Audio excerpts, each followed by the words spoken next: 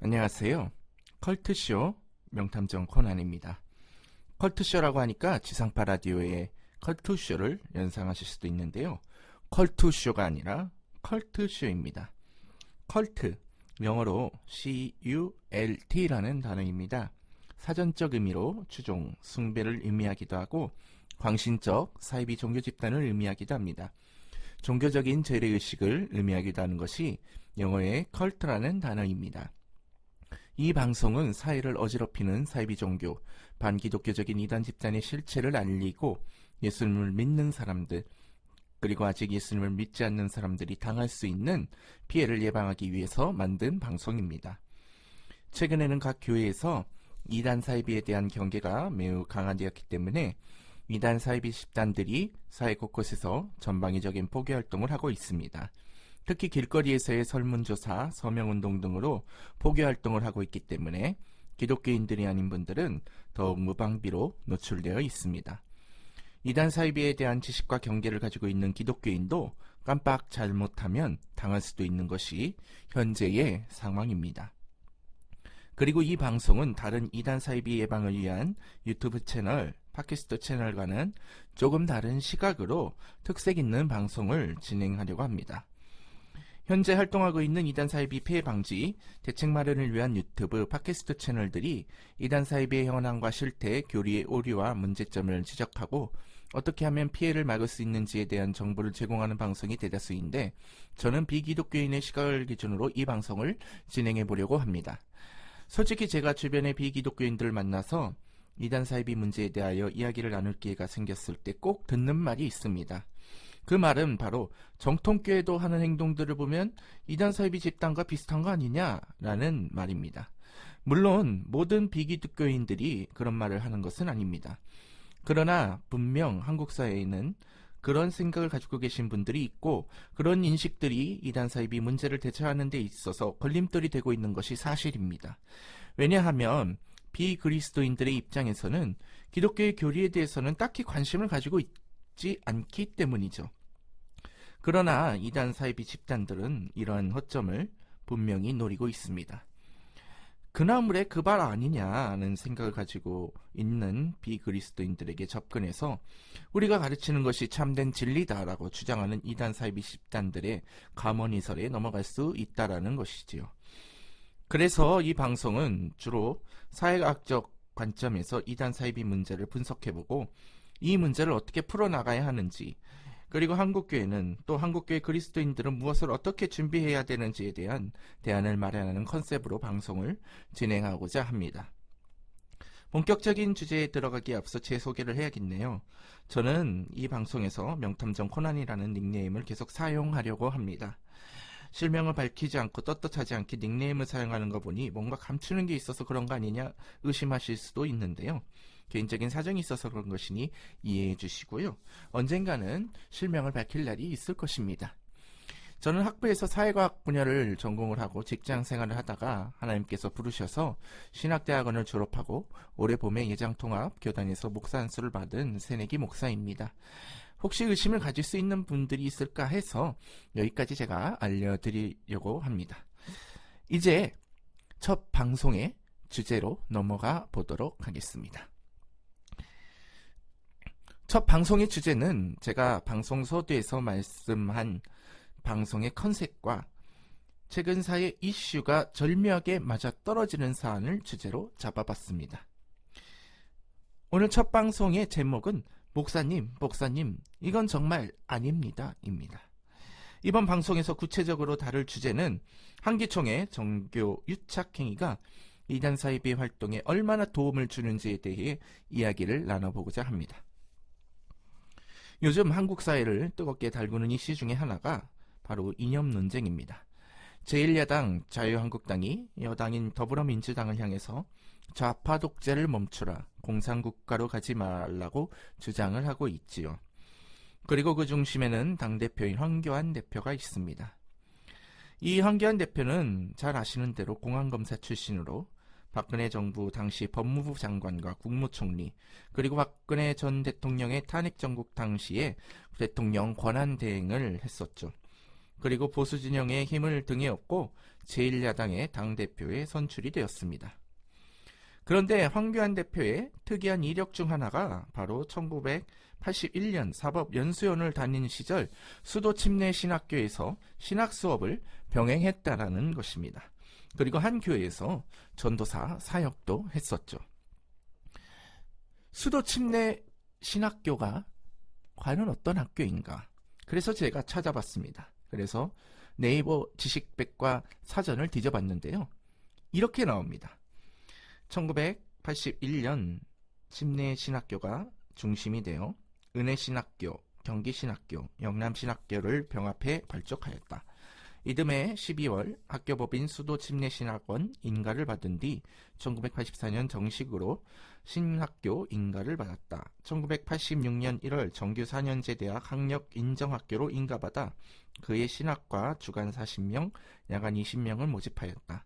2001년 9월 12일 기존의 학교법인 수도침례신학원과 침례학원이 통합되었고 2006년 3월 1일 침례신학대학교와 수도침례신학교가 통합되었다. 라고 나와 있습니다. 그런데 지금 황교안 대표의 행보를 보면 이분이 지금 공당의 대표인지 아니면 종교인인지 헷갈릴 정도입니다.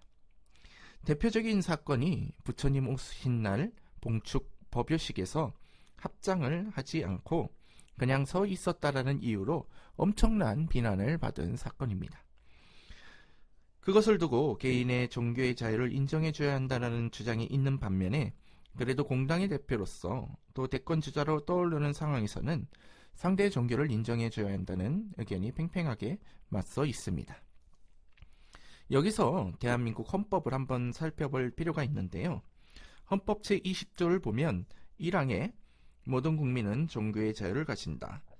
2항에 국교는 인정되지 아니하며 종교와 정치는 분리된다 라고 분명하게 명시되어 있습니다. 여기서 헌법 파괴에 대한 언급을 좀 해보려고 합니다.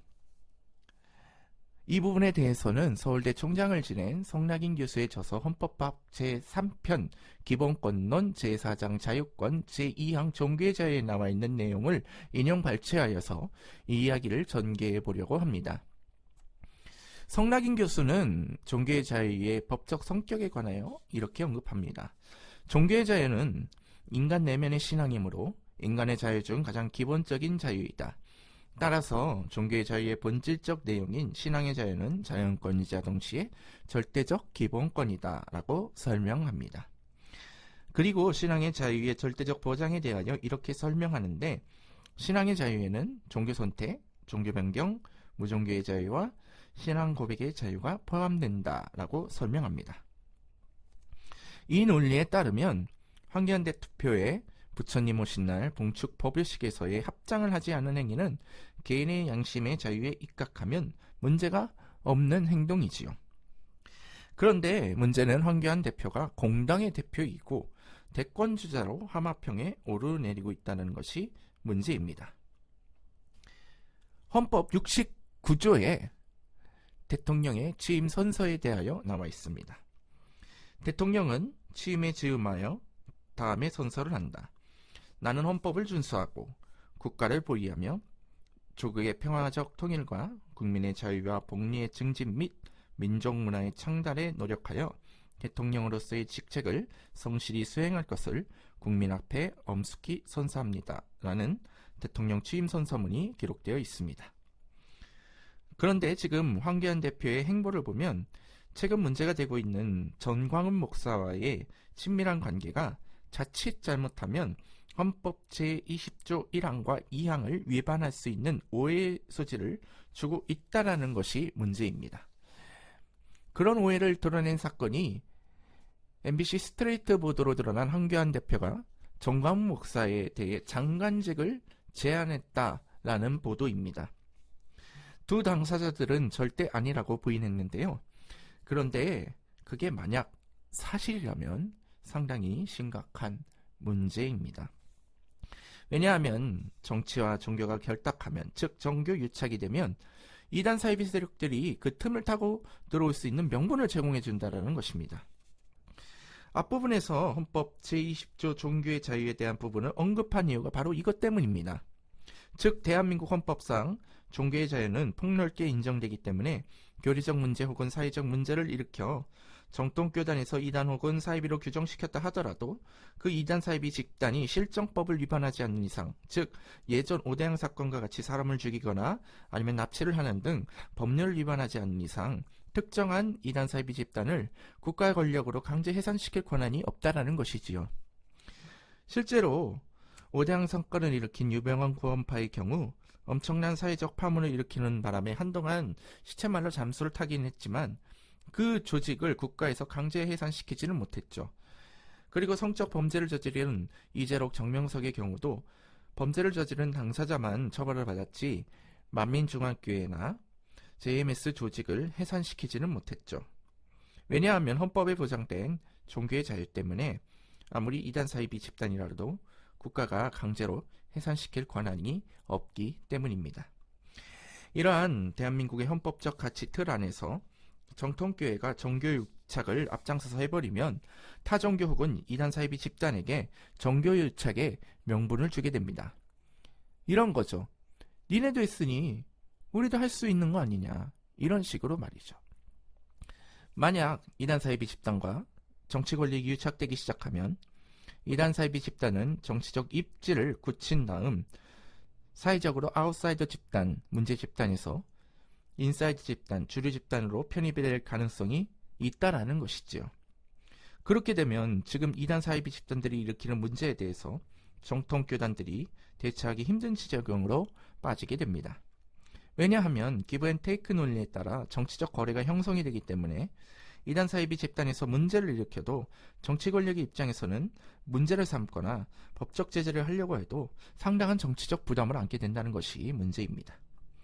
그리고 정치 권력은 선거에 목숨을 걸 수밖에 없는데 특히 한국의 선거에서 항상 상수로 작용하는 것 두 가지가 20에서 30%의 콘크리트 보수층의 지지율과 조직동원표인데 이 이단 사이비 집단은 조직동원에 있어서 매우 강력한 장점을 가지고 있죠. 특히 신천지의 경우 강력한 청년 조직이 있습니다. 이들이 만약 선거의 전면전에 나선다면 선거에 있어 엄청난 변수로 작용할 수 있죠. 물론 정치권에서도 신천지의 경우 사회적 논란과 문제를 일으키고 있다는 것을 알고 있기에 기피하고 있는 것이 사실입니다. 굳이 논란을 만들고 싶어서 끌어들이지 않고 있다는 것이지요. 그러나 정치 권력은 정권, 의회 권력, 지방 권력을 잡기 위해서라면 표를 얻어야 하고 표를 얻기 위해서라면 잘 조직된 단체를 선거운동에 이용하고자 하는 유혹을 뿌리치기 어렵습니다. 그렇기 때문에 이러한 이단 사이비 조직에 대한 동원의 욕구가 굉장히 끌어올릴 수밖에 없다는 것이죠. 특히 선거에서 질 가능성이 있을 경우에 더더욱 그렇습니다. 그래서 지금 한기총의 정광훈 목사가 취하고 있는 극우 정치 세력의 정치적 결집 작업이 정말 무섭다라는 것입니다. 좌파냐 우파냐의 문제를 떠나서 종교계의 정치권 진입이 본격화되면 이단 사이비 집단들도 결코 가만히 있지 않을 것이기 때문입니다. 어찌 보면 지금까지는 정통교회가 간헐적으로 발생하는 정치적 이슈, 즉 기독교 교리에 반하는 정부 정책이 추진될 때 이외에는 정치적 중립 노선을 유지하려고 애를 썼기 때문에 그동안 이단 사이비 세력들이 정치권과 연결고리를 맺어서 자신들의 입지를 공고히 하려는 시도가 있었지만 그것이 잘 먹혀 들어가지가 않았습니다. 실제로 몇몇 정치인들이 신천지 행사에 참여한 사례들이 있었죠. 이에 대해 문제 제기를 했었을 때 해당 정치인들은 잘 모르고 참석했다라고 그렇게 이야기들을 했죠. 어찌됐든 그동안 여러 이단들이 시도했던 정치권과의 결탁은 그다지 큰 성과를 거두지 못한 것이 사실입니다. 그러나 지금 정광훈 목사와 한기총이 보여주는 일련의 행동들을 보면 이제 앞으로 이단 사이비 집단들이 사회 속에서 아웃사이더 집단, 문제 집단에서 인사이더 집단으로 편입될 수 있는 결정적 빌미를 제공해 줄 것으로 보입니다. 그동안 많은 이단 사이비 집단들은 여러 가지 사회적 문제를 일으켰죠. 그런 곳에 빠진 가족 구성원의 가출, 성적 일탈, 금전적 비리 등으로 인하여 비신자들이 보기에도 문제 집단이라는 것이 분명히 인식되었습니다.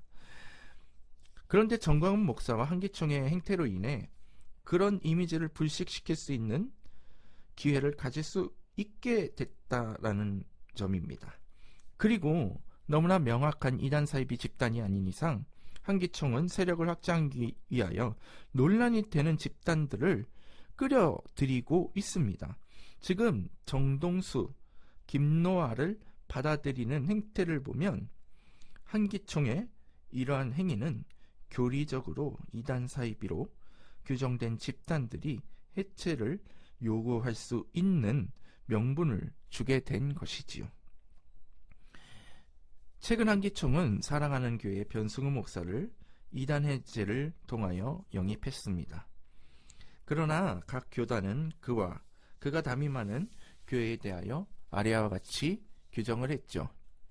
예장고시는 불건전, 예장통합은 이단, 예장합동은 집회 참석 금지, 예장백석은 제명 출교, 예장합시는 이단성, 기독교 대한 성결교회는 집회 참여 교류 금지, 예성은 이단성, 기독교 대한 감리회는 예의주시의 규정을 내렸습니다. 이러한 문제를 도저히 두고 볼 수 없었던 교계 원로분들이 6월 18일 기자회견을 열어 정광훈 목사와 한기총을 비판하고 한기총은 교계에서 대표성은 상실한 지 오래되었다라고 잘라 말했습니다. 그나마 다행스러운 점이라고 할 수 있습니다. 그러나 비기독교인들의 입장에서는 오랜 시간 동안 한기총이 대한민국 사회에 끼친 영향력에 대해서 익히 알고 있기에 한기총이 대한민국 기독교를 대표한다라고 생각을 하고 있다는 점이지요.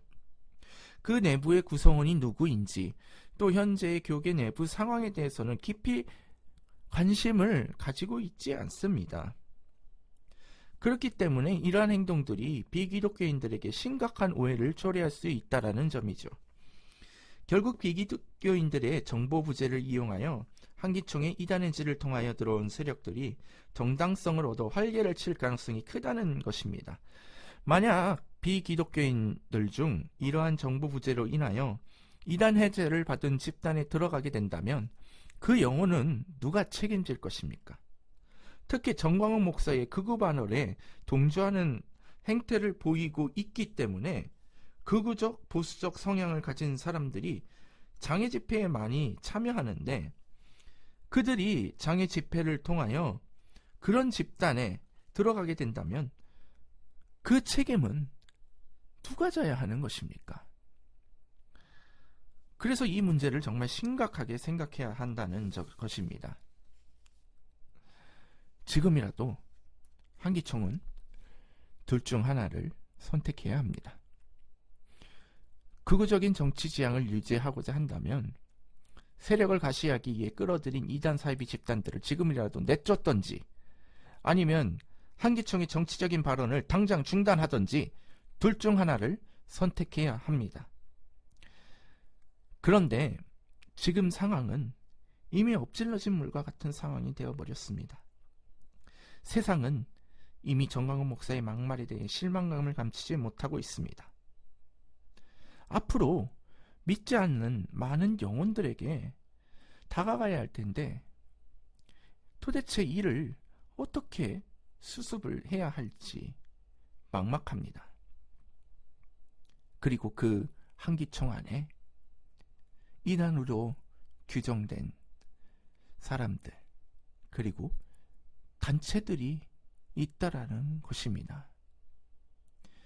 도대체 이것을 어떻게 풀어나가야 할까요?